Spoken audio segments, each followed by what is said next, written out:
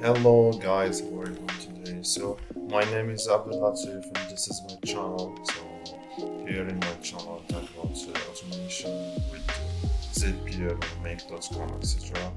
So today I'm gonna talk about webhooks and how to use them and why to use them. Okay. So first of all, let's know what is a webhook and why we use them. So webhooks it's just like an API, but there is a difference between them. So, for example, in API you need to send to the server, like an order. Okay, send me data, and the server will answer with here you go, here is your data. But in webhooks, you configure it one time, and whenever a new event occurs, for example, a new lead coming on your CRM, they will, if you configure it to send data to that webhook, it will send data to that webhook. Okay, so basically, I use webhooks with both Zapier and Make.com to do automation. What is Zapier first? First of all, it's just an automation tool. Like this is the dashboard. You create a workflow and it will be repeated and executed like like the way you want it to. For example, this one. Whenever you have a new submission, a form submission, Zapier gets it and push it to another platform like Namecheap, like Google Sheets, or a web. Okay. Let's see how we can create a webhook on Zapier. Just like you need to hit on create Zap, and this is the so basically Zap is it's two things: the trigger and the action. So in order so an automation can be executed or running, you need to have a trigger. What triggers this automation to run? For example, it can be a webhook or a new event on an application, etc. etc. For example, you have a new lead coming, it triggers the Zap, and it do an action.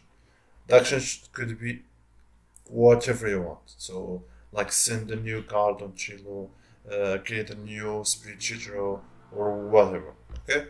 So let's create the trigger. For example, I want a webhook.